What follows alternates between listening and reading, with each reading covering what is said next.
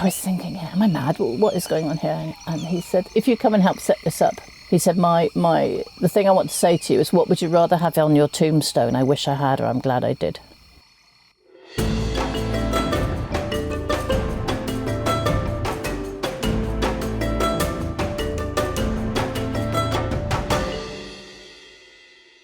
Welcome to the first conversation in the Canopy. Are you excited? I am. I'm so excited. Evolution, the diversity of life, rainforests, moss, algae, dinosaurs, pandas, and us. Carbon creatures thriving on a Goldilocks planet. This planet where water is liquid. It's not too hot and it's not too cold. Just right. But it wasn't always this way. Today we're asking a historical question. What happened when a blue bacteria found an ocean and a ray of sunshine? We're asking this question because it allows us to bask in a moment of awe. The realisation that if it wasn't for a tiny bacteria in the ocean starting to pump out a horrifically toxic gas around 1.9 billion years ago, then we wouldn't be here today. So to get a grips with the significance of this bacteria, and to guide us on a journey through the extinctions and beyond, I've asked Chief Scientific Officer Dr. Jo Elworthy to jump in the back of my van on a cold and dark winter solstice. And I realise how weird that sounds, but don't be worried. The van is my home, and it works as a fantastic recording studio. This conversation has so much packed into it. If you haven't guessed already, we're looking into the evolution of the natural world, and how that allowed us to live the life that we live today. If you like rocks, dinosaurs, stories, plants, people, and positivity, then look no further than this episode. We delve into how Jo ended up at Eden, what she thinks we can do as responsible citizens on Spaceship Earth, and she leaves you with an invite to write the manual on how to reconnect to our home. By candlelight, in the back of the van, here is my conversation with Dr. Jo Elworthy. Jo, thank you for coming along. You find yourself now in the back of my van in a car park in Eden. On the winter solstice. On the winter solstice, what a special night. Yeah. And we are sat by candlelight and phone torchlight because I don't have any lights inside of the van. Or should we call it the studio from now on? It looks a bit like a studio. Or a spaceship, actually. But And Spaceship is a perfect place in where to start this conversation. Before we delve into the spaceship, tell me, who are you? What do you do? And why are you here? I'm Jo. I've been at the Eden Project since before it started. So I've been here 22 years officially. And the second I heard about the concept, I wanted to be involved, because what an amazing thing to do, to demonstrate how you can turn a china clay pit into a global garden, to show people that you can actually transform things for the better. And I've always been involved. I've been a teacher, I've done radio, I've done television, all about engaging people with the story of the earth, because it's so incredible. And this seemed it was perfect opportunity to communicate with lots of people and learn from them as well, so we all learn more together. So it was the perfect opportunity to come to Cornwall and help start the Eden Project. So what led you to get here exactly? Here to the Eden Project. So I was working for Channel 4 and I was making a programme called Fruity Stories, and we had to find an eccentric person growing either peaches or pineapples. So came across a wonderful person called Tim Smet, not eccentric at all, she says quickly, and came down to see him, and he was growing pineapples at a place called the Lost Gardens of Heligan. And in the Lost Gardens of Heligan, he had come to those gardens years ago when they were completely overgrown, and decided that he wanted to restore them. And he discovered in the gardens something which was called a thunderbox room, which is a gardener's toilet to the uninformed. And there was some writing on the wall, and the writing on the wall were the names of the gardeners who went to war. And he found the same names on the war memorial. So they disappeared. So the whole garden was overgrown, and he decided to restore it. And he restored it, and he found all these amazing pineapple pits to grow pineapples. So I went to interview him about his pineapples in the pineapple pits in the Victorian garden, Edwardian Victorian garden. And he said to me, "You're interested in plants and people, aren't you?" And I said, "Yes, I love telling stories about plants and people and the earth, and it's just awesome." And he said, what do you do? And I said, I'm freelance, I work in London. And he said, would you quit your job and come and help me set up something called the Eden Project? And I said, what's the Eden Project? And he said he was going to put the biggest greenhouse in the world in a hole in the middle of Cornwall, and he was going to make masses of compost to show that you could make soil quickly. He was going to grow a rainforest to show that rainforests could be restored. And my eyes got bigger and bigger and bigger, like dinner plates. And then we got in his car and we drove over to the Eden site, which is where we are now. And I could seriously hear the music from Jurassic Park in my ears. I thought, is this just insane, or is it going to happen? There was nothing there. It was just this hole in the ground. And I was thinking, am I mad? What is going on here? And he said, if you come and help set this up, he said, the thing I want to say to you is, what would you rather have on your tombstone? I wish I had, or I'm glad I did. So I sold my house and moved to Cornwall. And look at this place now. See, and people say, oh, you're so lucky, to have done that. But it was really hard in the first place because we didn't have any money. And then I had the most extraordinary phone call from Kew Gardens. And they said, oh, you're the person who makes gardening films and environment films. Will you help us make the gardening experience video? It was then. Video, remember this? Of Kew Gardens.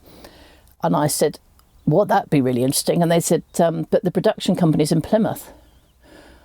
So they paid me to learn everything about Kew Gardens, to learn the story of Kew Gardens, and have a great fun making this film about how a visitor destination worked, about which I knew nothing, while being based down here in a place with the Eden Project where we had no money. So it was a serendipitous moment. It just felt right. And then it all started to come together after that. Beautiful. When you got here, I can imagine that Eden had no soil. No soil. There was no money. No money, no soil. Had a lot of water because it was 15 metres below the water table. So it had a huge amount of water. And after we got here, we had even more water because it rained and rained and rained and rained and rained. So we managed to get a small amount of money from the local council to start with that really helped to set Eden off. We applied to the Millennium Commission, which is a lottery now, for some money, and we got turned down by the Millennium Commission. We decided to do it anyway. What would you rather have written on your tombstone? It was really important that we did it. So we decided to carry on anyway. Eventually, with much persuasion from Tim and other colleagues, they managed to get some money from the Millennium Commission because we refused to lie down. We said we were going to do it anyway. And it was this whole sort of determination that you can leave things better than you find it. You can actually achieve something. So we decided to do it anyway. It had to be ready by the year 2000. And in the year 2000, it wasn't quite ready. And we built a visitor centre. And the visitor centre foundation sort of began to slide down the hill in this sort of pink blancmange of decomposed granite into the pit. And Tim's response was, marvellous, build it bigger, and I was probably having a nervous breakdown at this point. And so many things went wrong. It just rained and rained and rained. There was no soil. The first bit of it started to fall into the pit. And it just shows that you have to have total determination to overcome issues. And it was like a microcosm of what we need to do for the earth. We can actually make things better. We can leave the world better than we found it. Absolutely. Eden, much like this earth that we find ourselves on, started without soil. It did. Without water. It did. And you Well, it had some water. It had some water. Maybe. Still in debate, isn't it? Still in debate. Still in debate. And you started this by saying we are on this spaceship, or inside of this spaceship, which is the van that we're inside of, covered in silver foil. But Earth as a spaceship is a different kind of idea. Do you want to tell us about that? Yeah, so it all sort of connects to Eden because Eden's biomes are based on these hexagons, and the hexagon shapes are based on a concept called buckyballs, which was invented by a guy called Buckminster Fuller. And a buckyball, for people who have no idea what I'm talking about, it's like football. So it's got the hexagons and it just makes it a perfect shape. And Buckminster Fuller wrote this book in the 1960s, and it was called Spaceship Earth. And he said, if we were on a spaceship, we would have a manual to help us to show how to look after it and how to care for it. And yet there was no manual for Spaceship Earth. And I read it really early on and I thought, what does he mean? And started really getting interested in it. And then realised we actually live on a ball that's hurtling through space at 67,000 miles an hour. And the ball has a very thin skin on it. And this thin skin has 21% oxygen. And we take 20,000 breaths of oxygen a day. And the next day we wake up and it's still there. And something is replenishing that gas. Something is replenishing the gas that keeps us alive. And this ball also regulates its own climate. It recycles all of its own waste. It's powered by a nuclear bomb in the sky called the sun. And it has an extraordinary diversity of life, and it gives us this fresh air, clean water, fertile soil, rich biodiversity, amazing recycling system and a stable climate. And on it, because the only thing that comes into the ball is sun and the only thing that leaves the ball is heat. So everything on the ball just recycles itself. And it's evolved over the last 3.5 or 4 billion years into this perfect system on which we live. And we are sentient as Homo sapiens and need to behave like responsible crew to look after this spaceship and not bad passengers like many of us are behaving at the moment. So can we write the manual? And can we correct the behaviour of the bad passengers? And can we take the bad passengers with us? And we're bad in our own way sometimes, and sometimes we're good. And I think it's all linked to this disconnection from nature. So if people are reconnected with nature, I don't think anybody's inherently bad, actually. I think it's this disconnection, and for centuries we've had this story that we are above nature and we're separate from nature. Even the dictionaries define us as separate from nature. They define nature as things like plants and animals and rivers and trees as apart from humans. And you're like, what? Because we are nature. So we need to rewrite that story to put us back into nature as our ancestors were.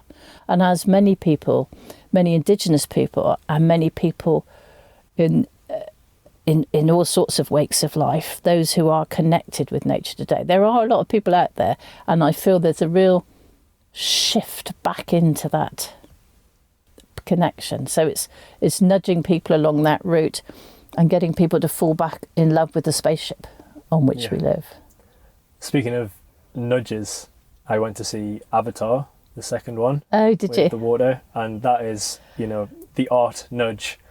You follow the indigenous people, the Na'vi of this planet Pandora, and see their relationship and their desire to reconnect with the mother. Everything goes to the mother and comes from the mother. And this is, it's James Cameron's representation of exactly what you're talking about. Brilliant. And if we can use story, which is what Eden does, and what you do brilliantly, if we can use story to reposition everything, humans are storytellers. We're all storytellers. And we learn from stories and we create our own stories. So if we create the story of the positive future that we want to have, we can make that positive future happen.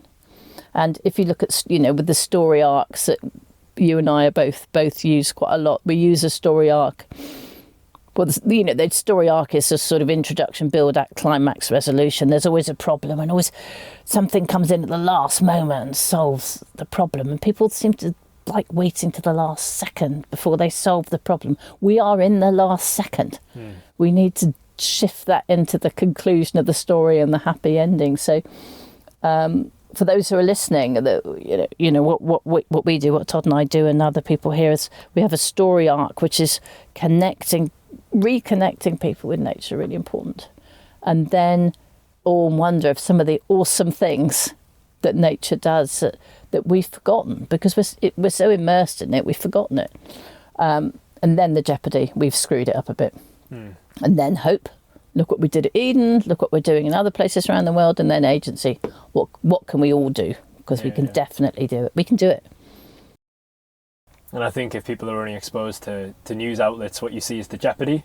Yes. But you don't see the hope and Exactly. the agency. Exactly. It can, in fact, wipe away any sense of agency that you have. Yeah, and there was some other, there's some other projects, and if you start with the jeopardy, particularly when people are on a day out, having a nice day out, they don't want to come for a nice day out and be faced with jeopardy. If people are faced with their connection to the world from the coffee that they drink and the tea, and it's made of plants, and where the plants come from and who looks after the plants and how that affects the planet positively or otherwise, and connect them into a story through something personal, you can take them on a journey and pop the jeopardy in the middle.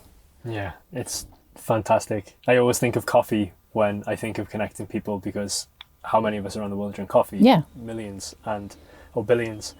And that burning ball of fire you drew upon in the sky, casting down that light onto that plant, that light converting that energy through photosynthesis to produce that cherry, and that cherry then interacting with the neurotransmitters in our brain to help us to stay awake. I know, All of that cycle is incredible. You see, and there's your awe and wonder, isn't it? It's just every single plant, every single story about nature has this incredible link in it. So when you're having coffees, you're drinking some of that star in the sky. Some of that star, yeah. Some of that ground, some of that star. Speaking of the ground that we walk upon and the atmosphere that's above us, a long, long time ago, what did Earth look like? How did it form? And how did we get here today? Long, long time ago in a land far away. I always say this when I talk about this, because, we work very closely with scientists from all over the world to get the best information that we can. But things change. So I wasn't there. So, this is best guess, really. About 4 billion years ago, the Earth's about 4 billion years old, and it was when the solar system formed, the gases and the minerals and everything came together and formed this ball, and the moon pretty quickly. The moon got sort of spewed off when something hit the Earth. So you have the Earth and the moon helps us the moon creates all of these rhythms and tides and things with the Earth and makes it slightly an interesting place. And some people say there was water here already, came out of volcanoes. Some people say it came in asteroids. Whatever, soon enough there was liquid water here, and liquid water was really, really important. But it wouldn't have been a very good place to live, because it didn't have any oxygen in the air. It had a lot of nitrogen, which we call the lube gas, because it doesn't do a great deal, but it just sort of pads everything else out. Lots of carbon dioxide, sulfur dioxide, methane, and it was about 70 degrees centigrade, so it was very, very nasty. Very nasty, and there was no life on land because there was no ozone layer at all. So it was really scorchy on the land, and the water created a sort of sunscreen from the ultraviolet. So things started to sort of happen, allegedly, hopefully, in the water, and some of the first life that appeared in the water may have got its energy. Life needs energy, so it could have got its energy from some of the deep vents, some people say. But, we keep going back to this flaming ball in the sky. So pretty soon, life started to use that as energy. And the first thing it did was it had these little purple bacteria. And they were really successful, and they used carbon dioxide. And they ate carbon dioxide, and they ate sunshine for their energy. And they turned the sea purple. So if you were on another spaceship, looking down on the Earth, it probably would have had grey land and purple sea. And then because the sea was purple, it made the sunscreen even more. Can't think of another one. And then underneath the purple, a new type of bacteria started to evolve, which was cyan, sort of turquoisey green. It always makes me come up in goosebumps every single time I talk about it. About 3 billion years ago, this bacteria evolved, and it worked out how to smash water into hydrogen and oxygen, H2O, smash it apart. So it used the sun's energy and carbon dioxide, absorbed that, and smashed water, and started to create energy and sugar and building blocks, and capture all this carbon out of the atmosphere and build it into bodies. And it had a quite a toxic waste product, which was oxygen. And there wasn't oxygen in the air before. Oxygen reacts with everything. You know, it's making we're sitting in a van with a little candle, as you could, and it's making the flame on the candle burn. And if we had less than about 15% oxygen, that would go out. And if it was higher than 25%, we'd be sort of incinerated here. But it's just right. It's just right. 21% oxygen, perfect. Back then, with these bacteria, which were called cyanobacteria, they got up to about 10% oxygen, and they oxidized stuff. They just react. The oxygen they produced reacted with everything, and the big thing they reacted with is the Earth is made of iron. There's iron at its core. We're sitting above, right down underneath our feet, quite a long way down. It's liquid iron, and it's 7,000 degrees, same temperature as the sun. It's pretty hot down there. So we're based on iron. That's why we don't fly off, because it's a magnet. And so the iron on the crust with the oxygen, it all rusted. So the Earth changed colour again.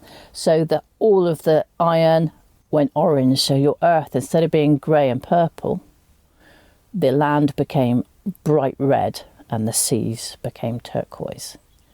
It was just an incredible thought of what the Earth looked like back then.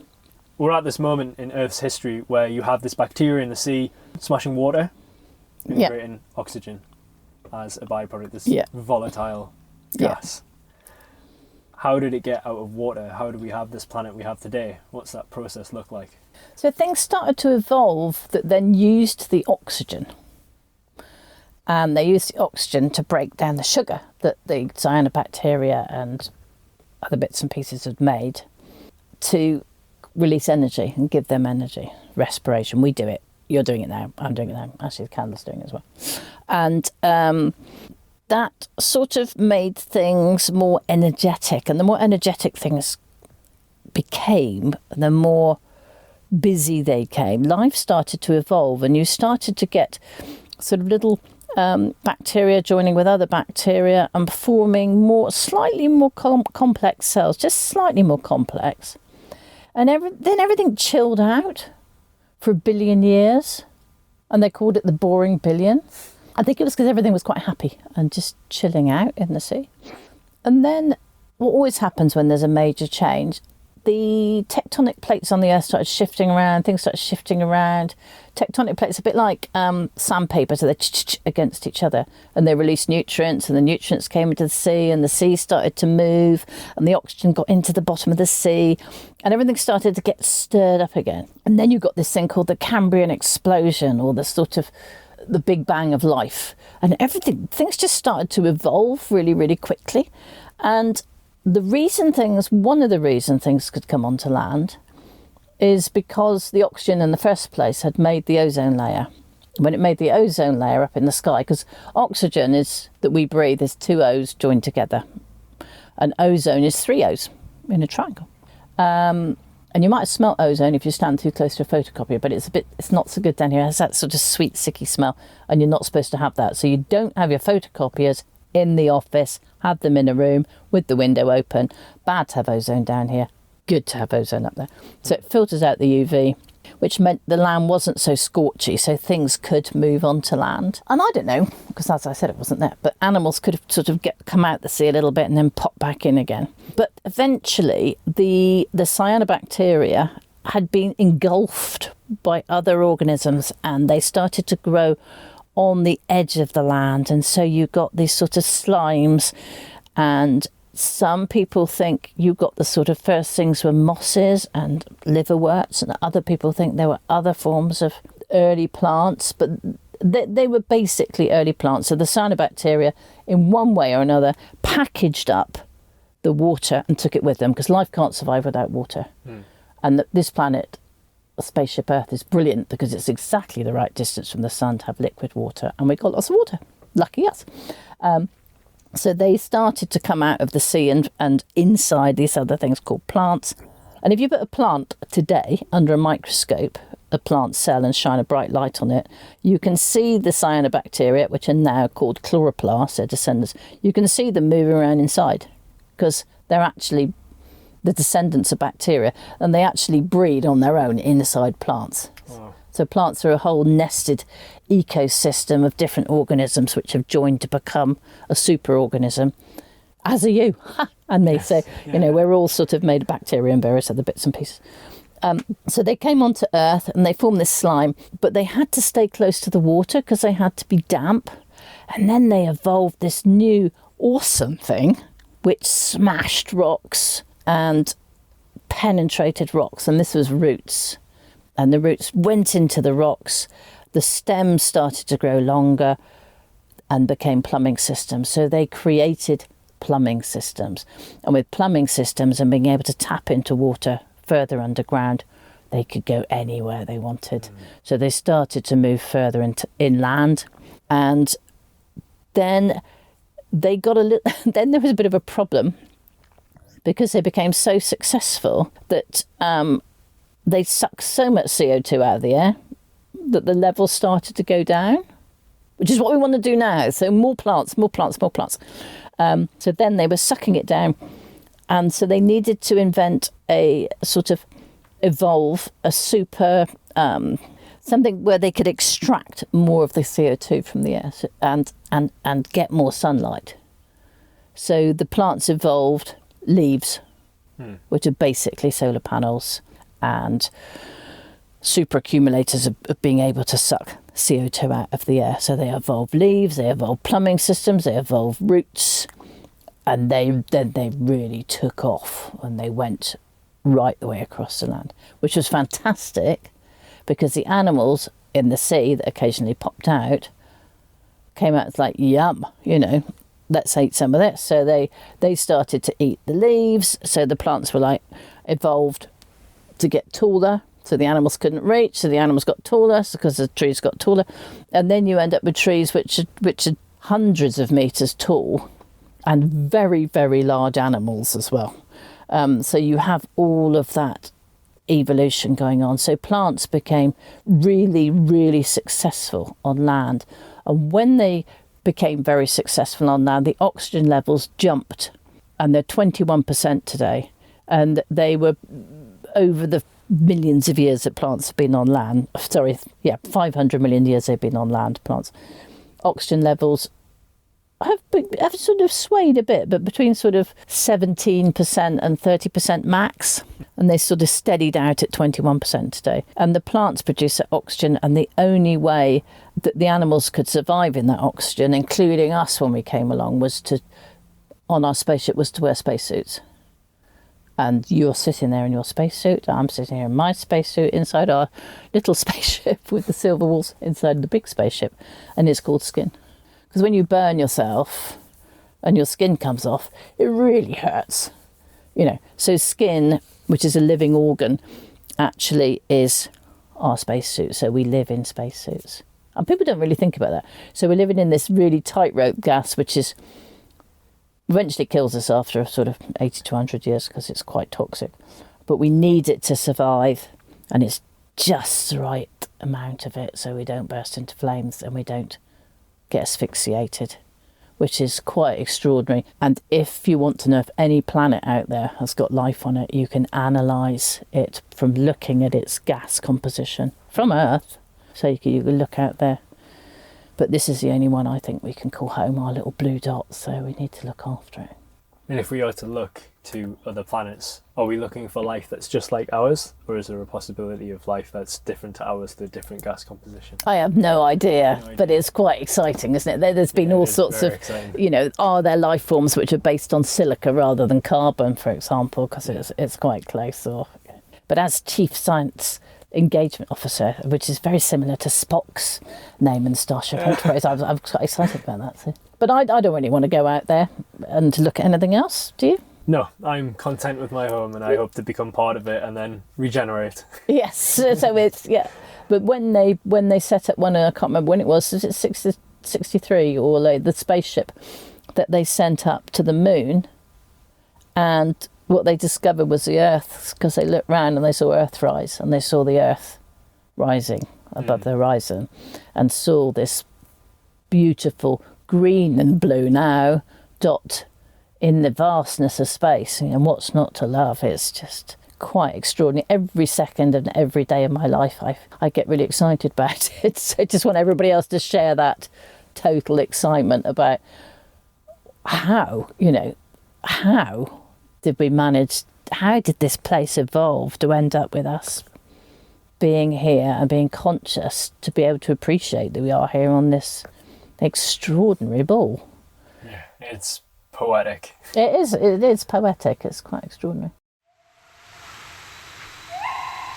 We got very excited about our wonderful Earth and the spacesuits that we live in. I had to bring us back to the topic.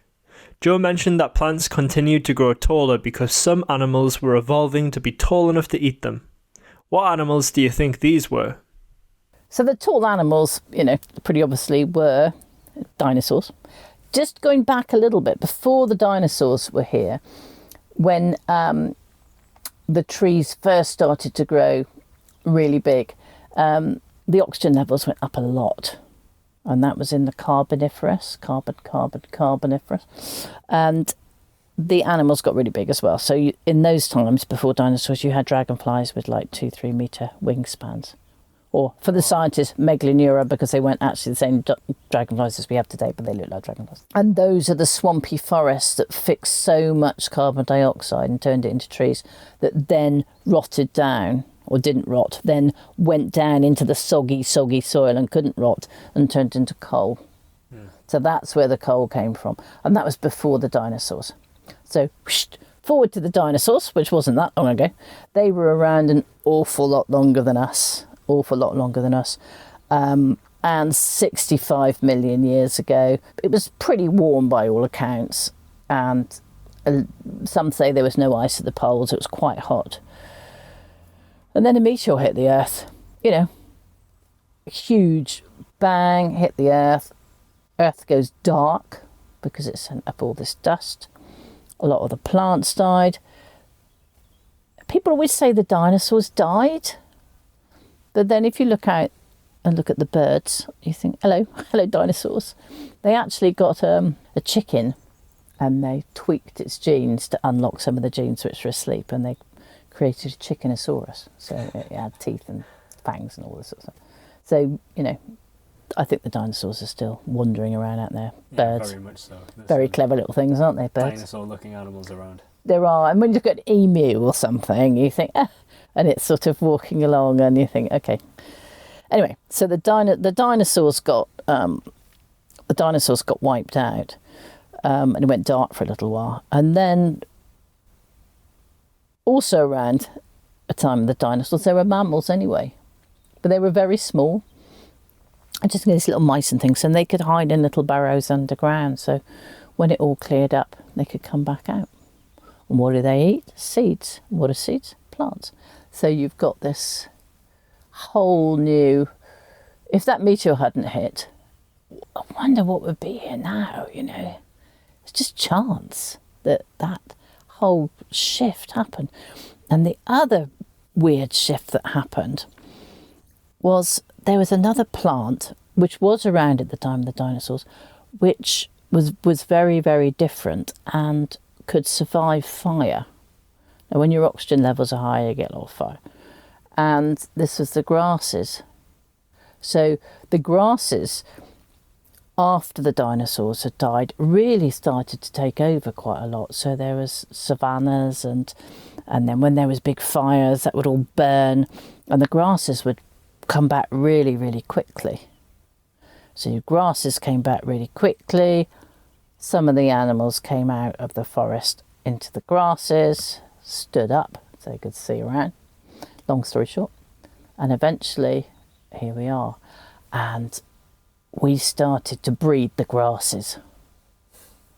Wheat, barley, which are crops all over the world. And it begs the question of who's in charge. Is it us or the grasses, really? And here we are. So the grasses, the evolution of the grasses sort of helped lead to where we are now and the whole civilization, and because we could store these little seeds and eat them just as they were stored when the dinosaurs got whacked by the meteor, and they could store underground. So the grass seeds have sort of helped mammals and humans quite considerably. Yeah, and we've helped them as well. And we've helped them, yeah. So we think about birds as the great seed dispersers of the world, but we never think of ourselves as the seed dispersers. Yeah. I demand help with that. Olives in particular, for at least for European society, and the Greek and the Roman Empire, and the olive and the grape, and how they're intertwined. And as far as the Greek Empire went, so did the olive. And that's where the conversation that I had with Tim started, because he's an anthropologist, and he was really interested in how civilizations and societies and communities sort of change and operate, and whole social systems, and realised that so much of it was based on plants, and which plants and where and how the plants moved about, and started to want to put all of these stories of plants together, and couldn't find a greenhouse big enough. So decided to build the biggest greenhouse in the world. And here we are. And here we are. What was a clay pit, now a theatre, of a living theatre. Living theatre. Of change. And the Eden Project, it was a clay pit with no soil.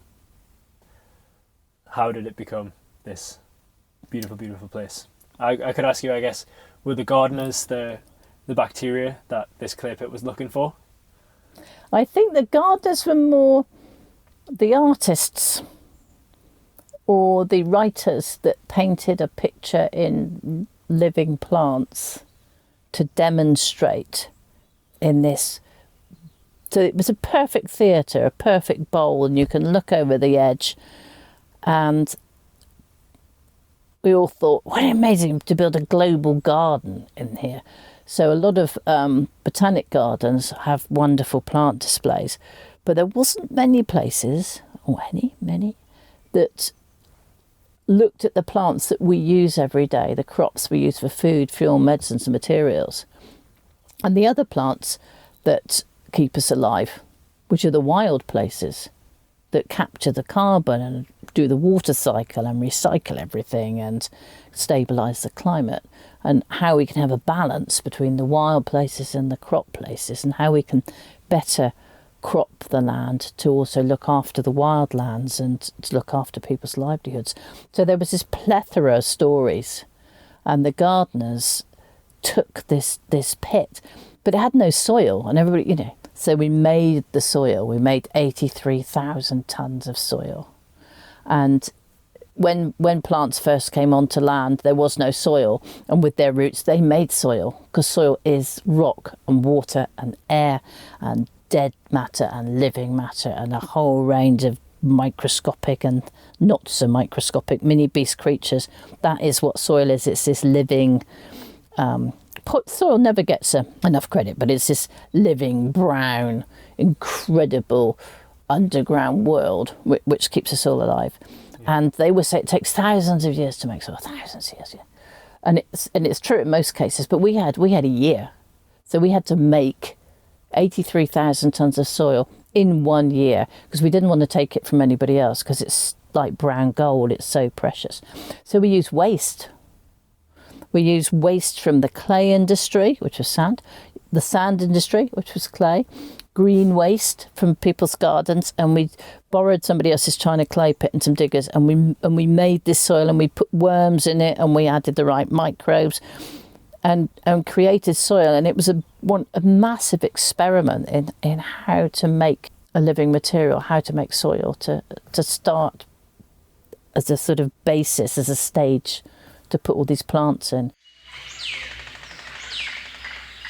So by this point, we've built Eden. There is soil, there is sunlight, and there are plants. You come to visit. But what if you were brought up in an area without much access to nature, and you've never been taught how to appreciate nature? How will you digest the facts and be inspired to care for Earth just by visiting a biome? It's the stories we tell that matter. And I'm a storyteller by trade, so I'm very biased. I think that stories are the best way to get people enthused about nature, no matter your background. Let's see if you and Jo agree. I think they're the best way to do that, because we are based on story. I was brought up just being taught stories about plants all the time from my aunts and sort of my dad, and and everybody. And so there was the stories about, there was the vegetables. I had this obsession that I was looking at tomato sauce one day, because I still really have a bit of a thing for tomato sauce. And is that a good thing or a bad thing? I'm not sure, but it was a good thing. It was a good thing because I suddenly realised sounds ridiculous, I was about 5, that it was made of tomatoes, and it was this sauce. So I went to my uncle next door who had a greenhouse, and I said, can I have some tomatoes? And with my aunt, we picked the tomatoes and we made tomato sauce, and I've never forgotten. It was my first plant to product experience, and then we told stories about it, and then walking in the countryside, we're looking at the wild plants. They all had stories, all of them. So there was the red campion, the wild flower, and if you touch it, used to say it makes your blood circulate the other way around. And then there's stitchwork, which if you touch that, it makes you go fairy-led, so you sort of go off with the fairies. All of them had the most extraordinary common names. There were so many different common names of all of the animals and all of the plants that helped to embed these stories. My favourite one is there's a little tiny succulent plant that grows on stone walls in Cornwall called stone crop, tiny little, and it's got one of the longest common names, which is welcome home my husband, even though thou beest ever so drunk. Because there was this old folklore that if your husband comes back from the pub back in the days of the crofts and everything, and they have some of this stone crop in their hand, it means they've had to grab onto the walls to steady themselves on the way home. Well, it was, it's stories like that I just sort of remember, all these ridiculous stories, and we can do that now. I've taught all my kids stories of plants, and my son, my eldest son, who's 36, was in the garden with his wife and telling her the names of the plants. He says, why do I know this? Why do I know this? I said, because when you were little, we had stories about them. They all had stories. And even though you think you've forgotten them, you haven't, because they're in a story, it carries that on. So you won't forget it. So it's essential to have stories. You may be able to hear some beats in the background of the recording. That's because Eden had just started its winter solstice party, another event we've wrapped up in stories. Anyway, on with the crafting of nature's epic. And just thinking about stories before science and before people sort of understood how things work, there was this sort of reverence for nature which was based on storytelling, and this sort of inherent connection where the rocks and the animals and everything had story, and had this sort of, the story was of our connection with nature, and it helped people to respect and nurture and care for it. And it's when we got to this stage where humans started to feel dominant over nature, and then some of the early scientists, I love scientists because I am a scientist, but let's talk about the early scientists. So Francis Bacon and Descartes, they were looking at trying to tame nature because they were fascinated by it and they wanted to dominate it and tame it. Descartes was saying that you can take things apart in nature, animals as well as plants, and they have no soul, so they wouldn't be able to sort of understand everything. And then we had all of the Industrial Revolution, and the disconnection grew and grew and grew. And starting to burn the coal and the oil, which is quite marvellous because it was a good idea at the time, but then realising that it was putting all that CO2 back up into the air, and a lot of people didn't really think about, so what, because of the disconnection, we'd forgotten that we live in this sort of total natural cycle. But I feel very hopeful today, not just today, but in these days, because science is becoming more based on the systems and earth system science and reconnecting it all together. So the scientists are reconnecting everything all together and understanding the science underpins it and the importance of all these connections, and working together with the storytellers who can take that science and turn it into narratives to just re-engage people with the wonder of the world. So the story and the science, and we've come full circle, really. Yeah. So it's like we were in the beginning with our ancestors when we had this reverence for the earth. And have this real sort of sense of feeling of science and storytellers working together to bring the reverence to the earth back to people's attention again, to get people to fall in love with it again. And then we will look after it and it will be fine. Yeah. But we need to do it quite quickly. Very quickly. The first time we've ever been time pressured. Yes, time pressured. Tell the story quickly. It's really important. Yes. I think that's even evident in kind of the realm of social media.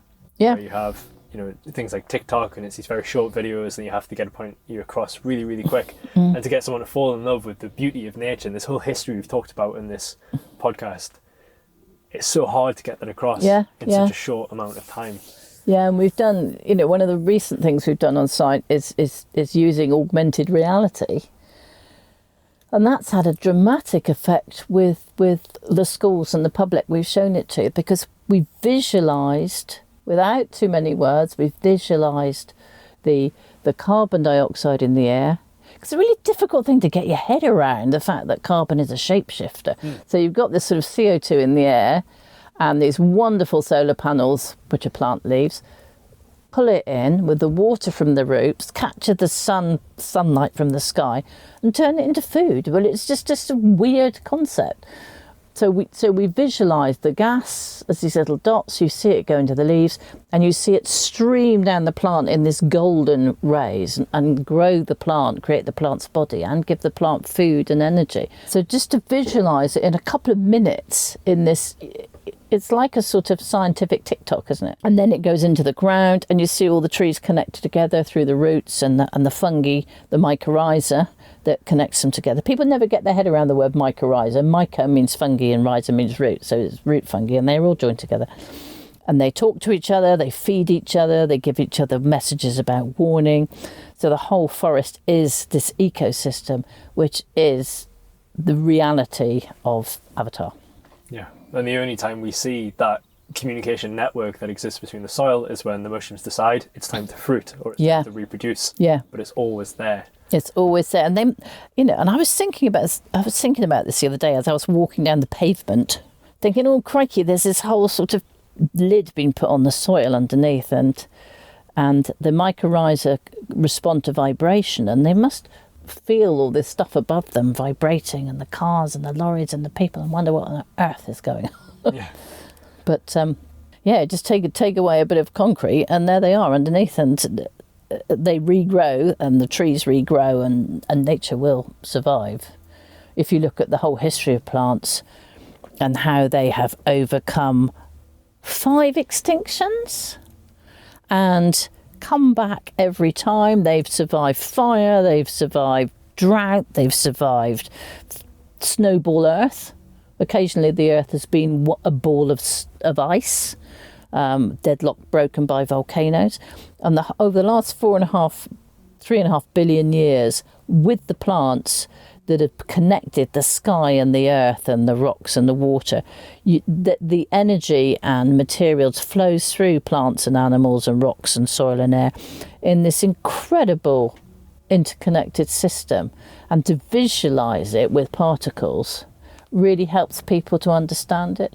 People used to think I was a bit weird because I can see it and I can sense it, all of the particles going around and the sun coming in, and that's why I walk around in this constant state of amazement. But to visualise that for people so that they can all go, oh my goodness me, what on earth is that? And I'm going, that's what life is. It's all connected together in this extraordinary, intricate, delicate web that we need to stop breaking and put back together. Absolutely. So what can I do? What can the listener do? What can the listener do? Respect nature. Talk to other people about nature, because it's not what you can do, it's how you can communicate to others. Because what difference can I make? What difference can you make? Imagine if all 8 billion people, we could all make a difference. So communicating and telling stories about nature and respecting nature is most important. Next, protect nature. Look after nature. Nature pulls the CO2 out the air and keeps this balance. It produces our oxygen. It recycles all of our waste. So respect it, protect it, and then restore it. rebuild it, put plants back in. So that's all the nature stuff. And sort of embedded in that with the respect and the protect is not trashing it.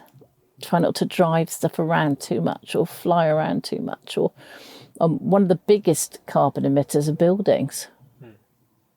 And concrete and steel produce more carbon dioxide in the air than most other sectors.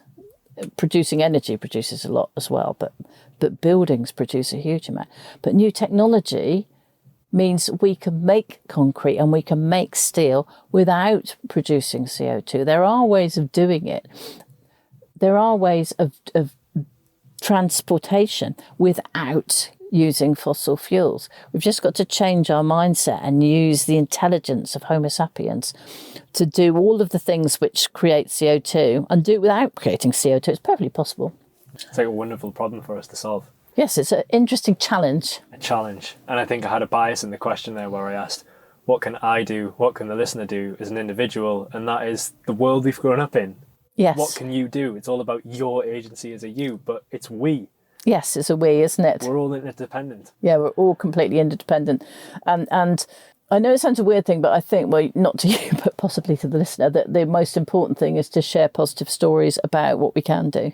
Our stories tend to come true. So if you tell people future truths that are positive, we can move people, we can shift that mindset. What I do a lot with storytelling with people is ask them who they are and what superhero are they, what's their super skill.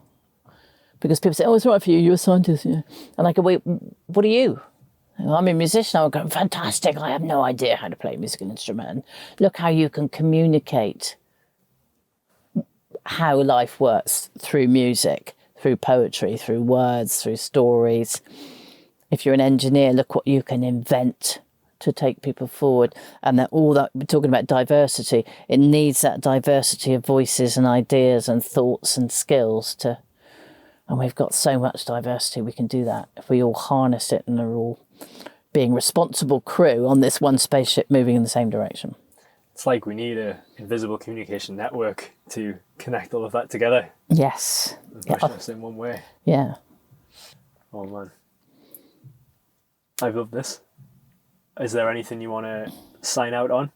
I think at Eden we can create a spaceship Eden, which is like a little experiment to see how we can better look after spaceship Earth. So how about we write the manual for how to behave better as responsible crew? And when I say how about we write the manual, I mean people bringing in the ideas of how to better reconnect to the Earth and how the whole of everything on the Earth is interconnected. What's the best stories we can tell? What's the best way that we can work with the Earth in Spaceship Eden? Because if we can do that, we can look after Spaceship Earth.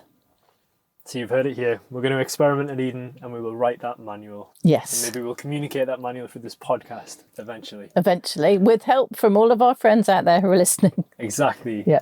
So please, send in your recommendations. Tell us what you want us to experiment with and we'll do our best. As long as the science is good and it is moral. Yes. Thank you, Jo. Thank you very much. It's been a pleasure talking to you. Yes. And thank you for that history. It was a long time ago. It was a long time ago. And there's a lot of future to come. There is.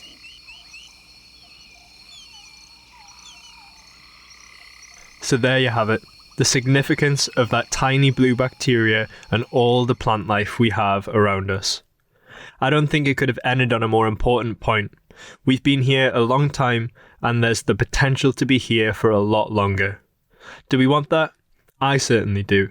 I want so many people to learn about the birthplace of our life forms in the oceans, the incredible history of this pale blue dot, and how we overcame the environmental issues of today. I love that conversation, and I can't wait to hear more from Jo in the future. In the next episode, we're jumping into the present moment with Dr. Georgina Gould. She's going to inspire us to seek out and take a dose of nature and provide us with the evidence of why being out amongst the trees is essential to our well-being. For Conversations in the Canopy and for all the wonderful things on this planet, I've been Tod.